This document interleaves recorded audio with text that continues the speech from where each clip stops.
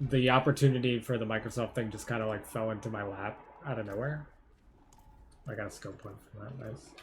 So I was like, you know what? I'll go interview for it. I actually thought the interviews went really well. They called me back for like second and third interview. So I actually thought I had it, like no problem. But I guess something on the third interview they didn't like, I guess. But it is what it is. Do I want iron skin? I don't remember what else I used on that build. I know we want like all the shouts, but I think iron skin was in that build. It was like all the buffs and just frenzy. Like I don't even think I had like an actual damage ability. Iron skin seems very safe. So iron skin it is. For sure, I'm sure it's hard to get a ghostwriter, even ones that do it for a living, that can capture your creative voice perfectly. Yeah, like it really just like when I go back and read it myself, like I know what parts like were influenced by them. Not that they like straight up like wrote stuff for me or anything like that. It was just like it was these two girls I was working with at when I worked at the anime store that I worked at. So like I was working with them like every day. So every day like I would talk to them about the book and stuff. I mean, which was very helpful at the time. Like it's probably the only reason why I actually finished the book in the first place. So it was very helpful to have that like daily conversation and daily feedback and working on things because like we would basically work together and talk about the book stuff like all the time, and then when we went home, like we would still like communicate through like Google Docs or whatever texts and stuff, and I was also like writing the last couple of chapters of the book at that time, so it definitely is the only reason why I actually like finished it. But when I go back and like read it, it just like I can tell like what parts were influenced by them and what parts are just normal, you know, compared to most people. Like I have like 200, I think it's like the video I uploaded today was like 217 or 216 or something on the Fantasy Distractions channel, and my gaming channel, which I hardly ever post on, has more overall views than the Fantasy Distractions YouTube, I'm pretty sure. And like I don't even think it's close. I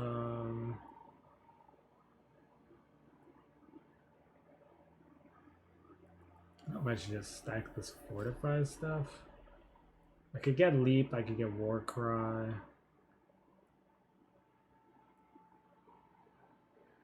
That's more fortify on that too. Yeah, I think we want all of these too. I think those were good. I think I'm gonna go with leap, but I can't remember if it's part of this. There's a lot of good passives in there. I think I'm gonna just grab this for now. And then just focus on this tree for a while. I'm not trying to pick up the box there, I'm trying to do this attack, but X is also pick up and attack on PS5, so that happens a lot where my character will just try to pick something up instead of attacking. Which has gotten me killed before on my normal characters, so here's hoping that doesn't happen. Yeah, any kind of like chat integration or anything that gets the chat involved in what's actually happening on the screen could be so like huge. Like there's a lot of potential there for it to pop off.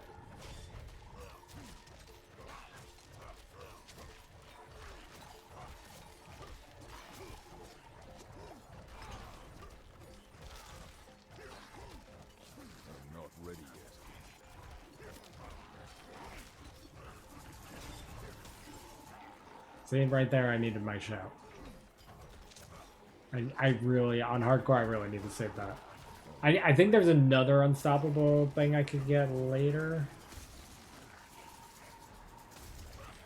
Ooh, that's scary.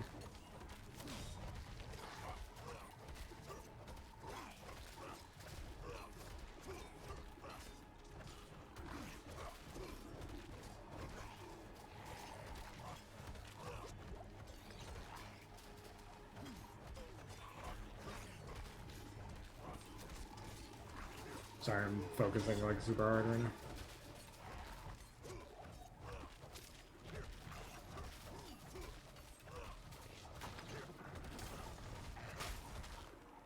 Take these potions.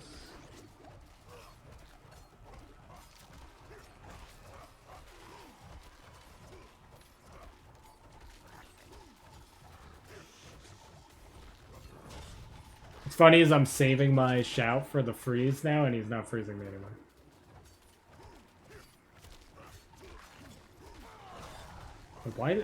Why was Iron Skin ready again so fast?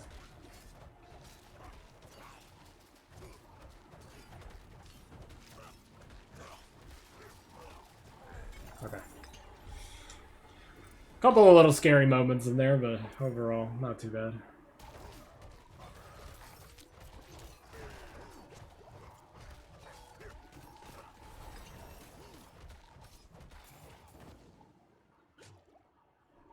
Alright, level 13. Alright, so we got the base of this, we got the base of that going.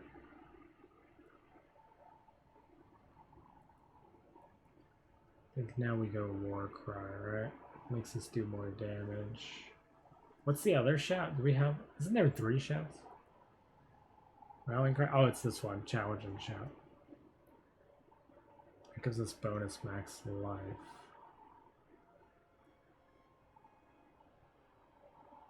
More thorns. I know the shouts are like the key to this. Oh, I think Steel Grasp is part of this build also. We're gonna need that at some point. We're gonna respec a million times probably before all is said and done. Kind of feel like challenging shout for the damage reduction. Max life. And I guess that bonus thorns. Because we don't really need that much fury. I feel like that might be better than Warcry for now. I mean, we're gonna get both, obviously, but I'm gonna go challenging first. Does she always stay there? I feel like she doesn't do that normally.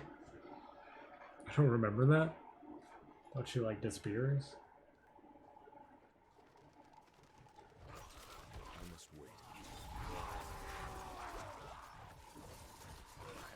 Panicked a little bit there because the blow up guys were like running at me, and I was health was a little lower than I liked, so I just iron skinned and challenging shout just in case.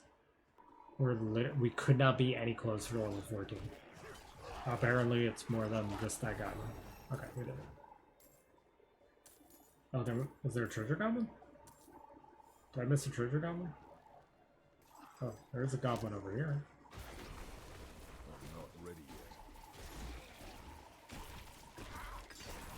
It's convenient positioning on this conduit drone. First time I played Diablo 3 was on Xbox 360 with 3 other people, and I swear it was menu simulator with the amount of re-equipping that happened. Dude, Diablo 3, so right before this came out, I went back and played Diablo 3 more, and I tried it on console. It is miserable on console. So I was really worried because I was committed to playing this on PS5. And when I played the betas for this on PS5, I was so relieved that like everything was super smooth compared to Diablo 3 on console. It was brutal on console, I feel. Like I did not like Diablo 3 on console, but I really like this on console. This feels really good. Rob Schneider voice, you can do it. That was my best Rob Schneider. I'm not proud of it. I do love me some Rob Schneider, though.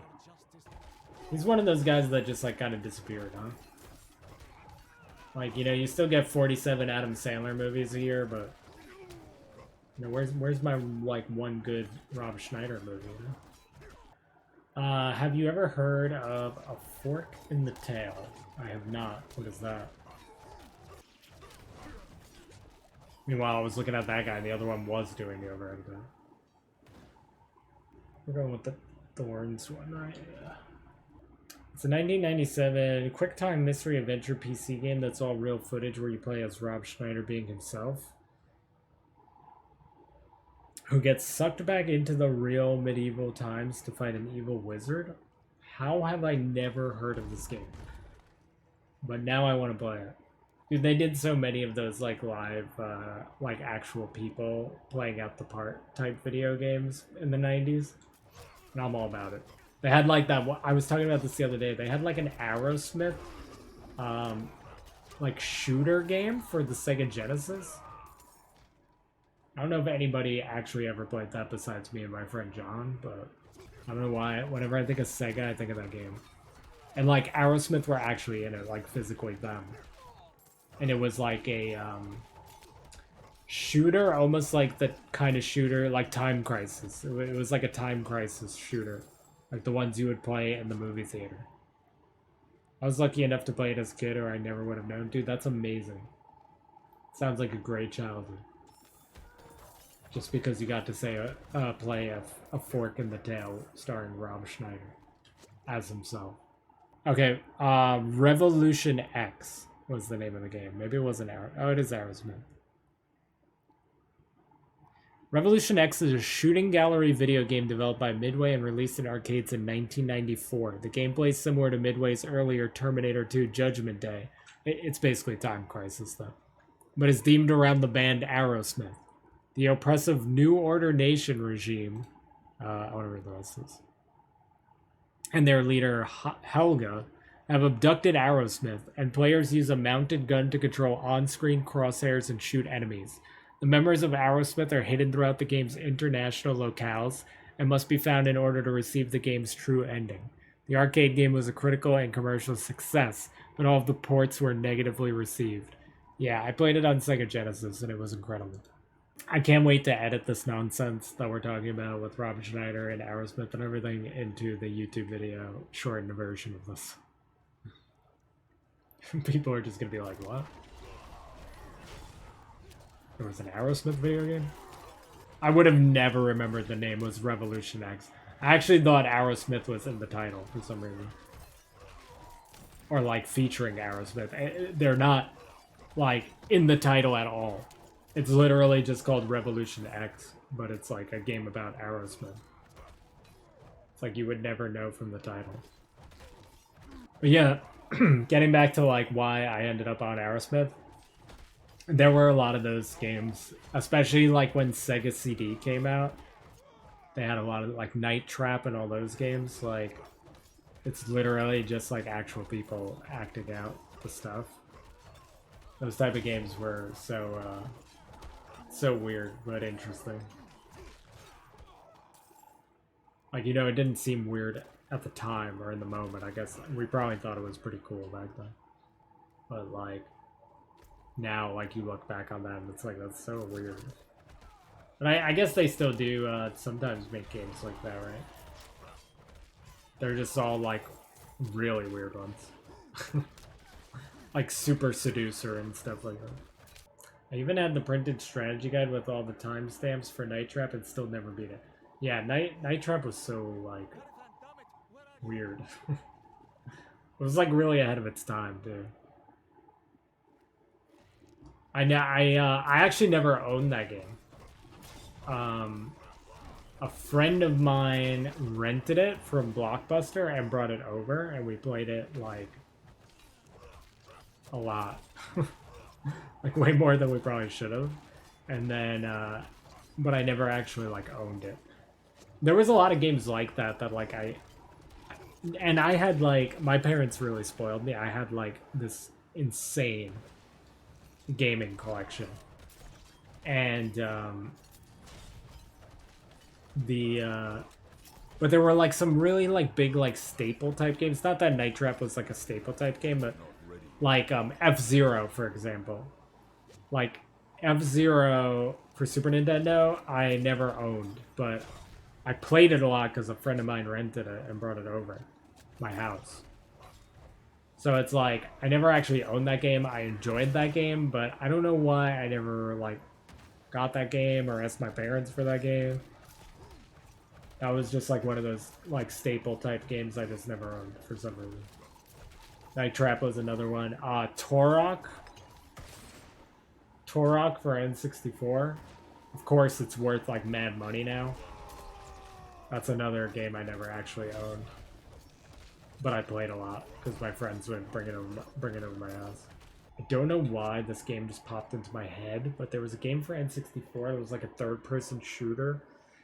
I want to say it's called like Starship Gemini or something Gemini. What's this game called? I don't think it's Starship Gemini. Jet Force Gemini, that's it. Jet Force Gemini. This game was pretty awesome too. Oh my god, the graphics though. Back in the day it was awesome, okay? Totally forgot about that game. That's another game I don't think I ever actually owned myself. I don't know a lot of loot goblins. It's like the third one. Bro, come back.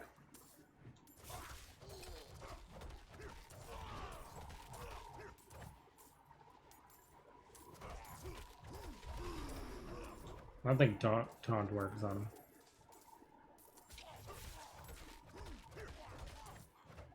I kill so slow. I'm back. Treasure goblin, please. This man literally took me to an event. Oh, our first legendary. Our first hardcore legendary. Me out here Venn diagramming.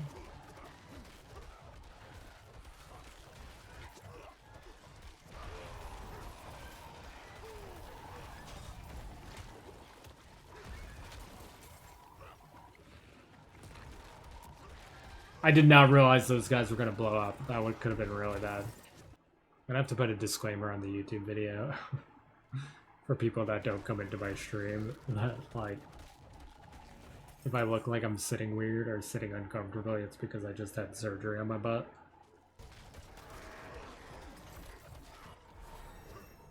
Alright, that was quick level 16. Dude, the consumables make such a big difference. Like, we were like halfway through 15 and we're already 16 in like no time. Alright, so we got that. Now we're going Warcry.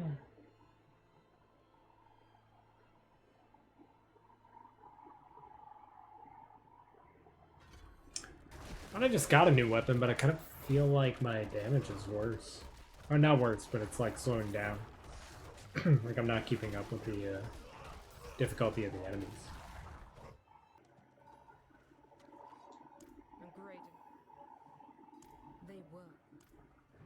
Is she both walking over to where I was and standing there at the same time? So I believe the best one to use is the two-handed sword one, which I have no expertise in at all so far. My only choices are these three. Increase critical strike chance against injured enemies, double this amount when using 2 axes. This damage to stun enemies, double this amount when using 2 maces, up to a 3% chance to gain 5 fury when hitting a crowd control enemy. I think I'm just gonna go with the one-handed axe expertise for now, because that's crit. That was crit. 0.5% increased critical strike chance against injured enemies. The amount gets doubled when I use 2 axes, so.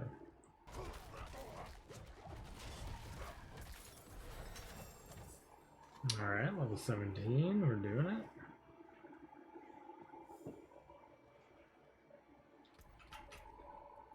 I guess we just keep going with Warcry. I mean, if I do the climb, it'll probably, I mean, it'll be difficult, but it'll probably just strictly be a set. Like, that'll probably be one of the stipulations. And then, like, 2 characters I can choose as backup.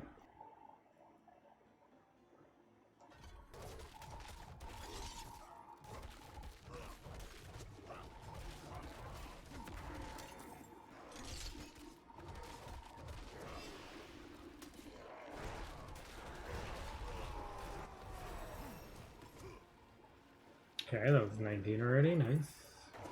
Like, I'll look down at my bar and I'm just like watching the bar and like it seems like it's not moving, and then all of a sudden I'm like I'm literally like 2 bars away from 20.